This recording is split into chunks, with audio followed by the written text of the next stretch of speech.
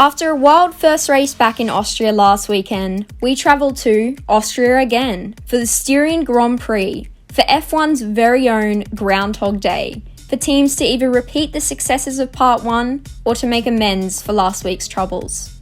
So, who needs to bounce right back? Ferrari and Red Bull, but for different reasons. Indeed, Ferrari saved a great result last weekend, with Charles Leclerc showing all the traits of being the skilled driver that he is by ultra-maximising the result available to him, even if those abilities arguably flattered the car he was driving.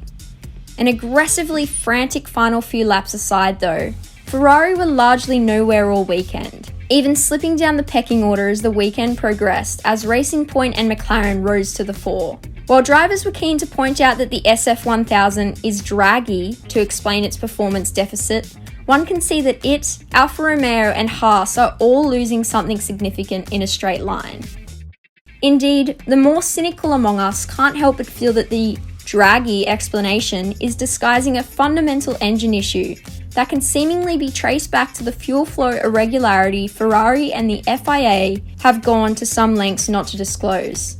Let's just say Ferrari and its partners are keen to deflect the question each time it arises. If the issue is indeed an aerodynamic one, then these so-called updates should reveal more in the coming races, with Ferrari bringing some new parts early to this weekend's race.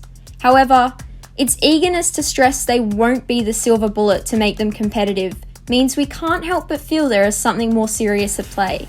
This short season could feel like a very long one for Ferrari. Red Bull, on the other hand, had pace, but showed it sporadically before being undone by two separate electric problems. Even if Alex Albon's hopes of a podium were dashed by the late clash with Lewis Hamilton, that was, we'd say, 40-60 on the respective blame scale. Even so, it was arguably closer to the chasing pack than it was to Mercedes, and while Red Bull are experts at sniffing out victory at the slightest hint of opportunity, it will need a rethink to challenge on pace alone. Will Mercedes be curbed again? If Mercedes can't be beaten on pace alone by its rivals, then sometimes it takes bizarre factors to defeat them.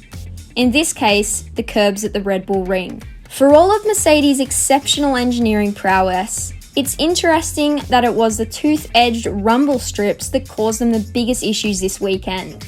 Valtteri Bottas and Lewis Hamilton were told to drive around the curves repeatedly on Sunday, which isn't easy given how crucial they are to a fast lap time around such a short layout.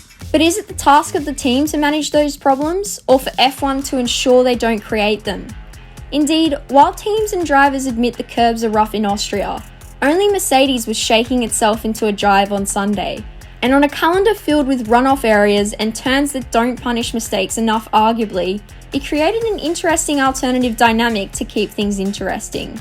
Speaking of which, did anyone else enjoy watching the drivers rattle their way through the increasingly rare gravel traps at turns 4 and 6, rather than simply keeping their foot down over the runoff area? As for whether we'll see a repeat, let's just say if Mercedes can develop a ventilator in less than a week, we're sure it can remedy a fix to ensure it can rumble with the best of them again this weekend. Who do you predict will come out on top this weekend? Will the Bulls be able to rewrite the script? Let us know your thoughts in the comments below, and don't forget to like and subscribe to Crash for more motorsport content.